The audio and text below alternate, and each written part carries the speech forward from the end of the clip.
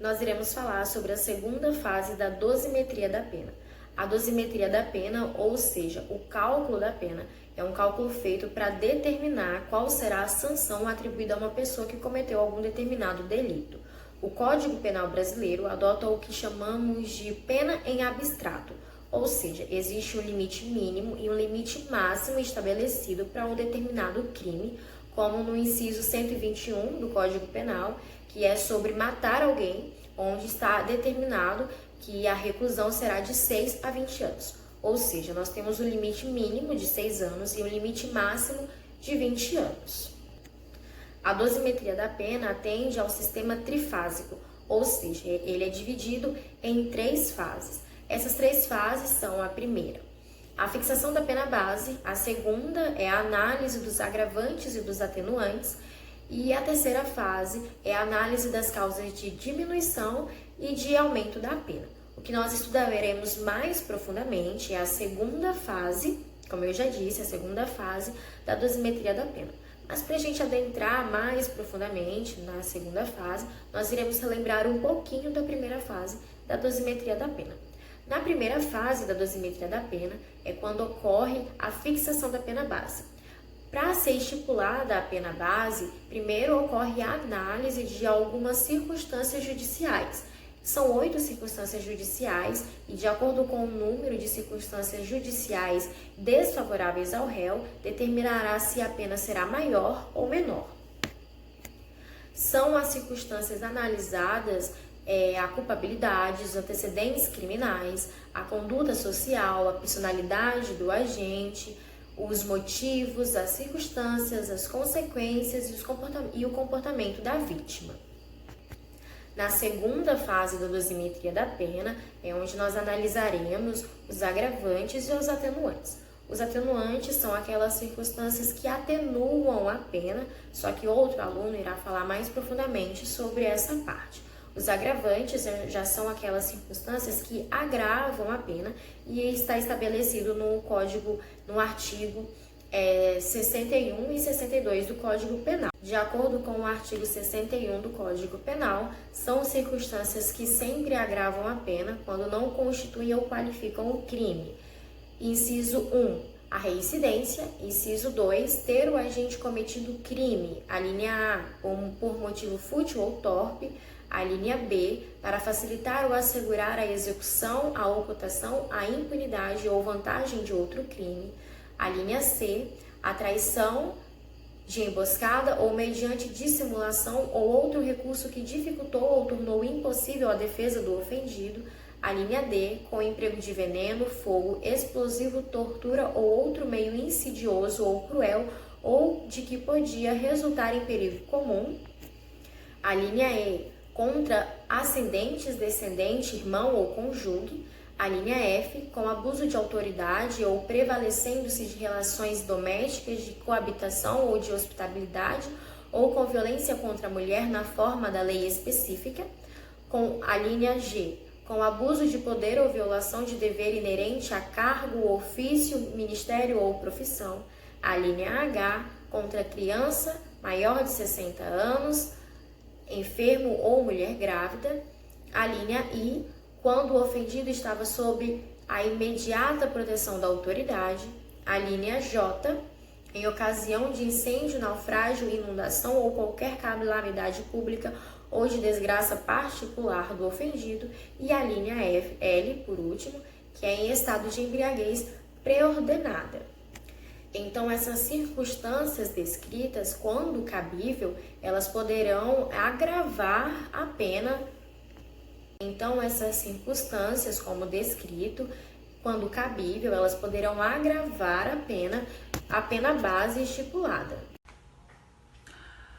Olá, meu nome é Amanda, eu vou falar um pouco sobre os agravantes no caso de concurso de pessoas. Os agravantes no caso de concurso de pessoas está previsto no artigo 62 do Código Penal, que diz: a pena será ainda agravada em relação ao agente que promove ou organiza a cooperação no crime ou dirige a atividade de demais agentes, coage ou induz outrem à execução material do crime, instiga ou determina a cometer o crime alguém sujeito à sua autoridade ou não punível em virtude de condição ou qualidade pessoal, executa o crime ou nele participa mediante paga ou promessa de recompensa.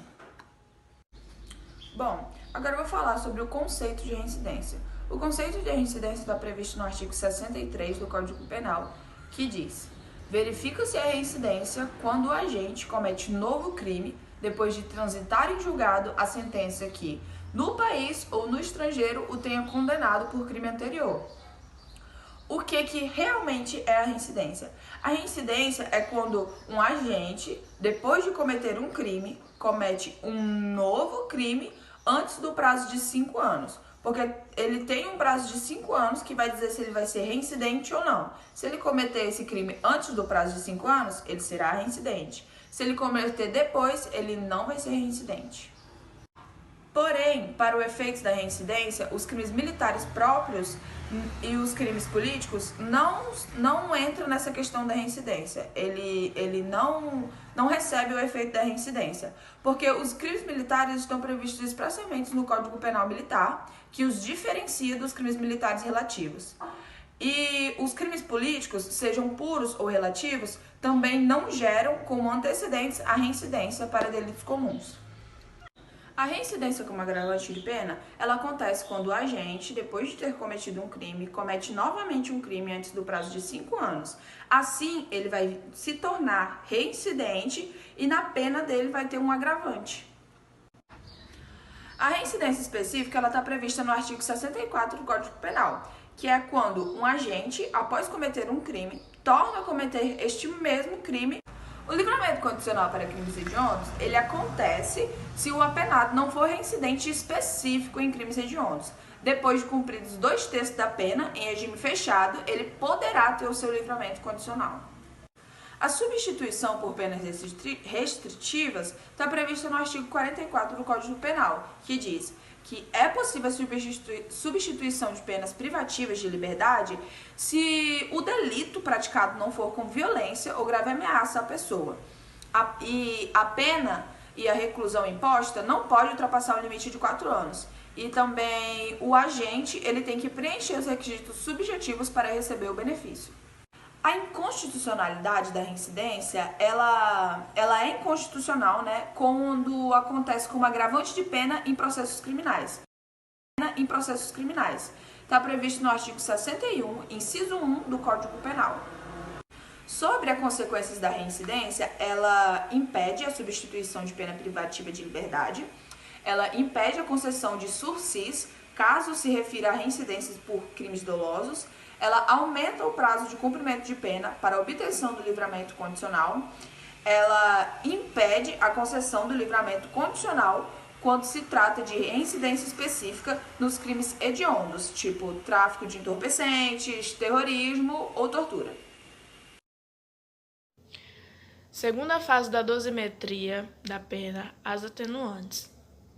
Ser o menor de 21 anos na data do fato ou maior de 70 na data da sentença, quando se considera circunstância atenuante a idade do agente, a lei oferece elementos objetivos para análise do magistrado no momento da fixação da pena.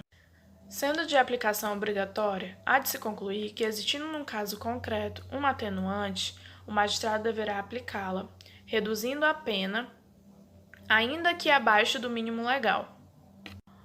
Ocorre que, diante da súmula 231 do Superior Tribunal de Justiça, firmou-se entendimento que a incidência da circunstância atenuante não pode conduzir à redução da pena abaixo do mínimo legal. A referida súmula, além de violar os artigos 65 e 68 do Código Penal, acaba violando também os princípios constitucionais que são considerados extremamente caros à humanidade, que é o da legalidade e o da individualização da pena. O juiz, no caso concreto, considerando a importância do bem já ditado anteriormente pela lei, deverá, mediante um trabalho consciente, fundamentado de individualização, encontrar a pena justa para o caso concreto, não podendo fugir, contudo, das orientações legais que está submetido.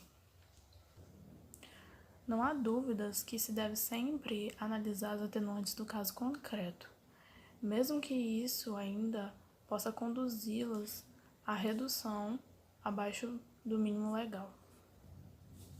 A redação do artigo 65 do Código Penal deixa claro o caráter obrigatório das atenuantes, logo constando-se que a presença da atenuante no caso concreto cabe ao magistrado aplicar a redução da pena, sendo irrelevante para essa operação se essa redução irá conduzir a pena abaixo do mínimo legal.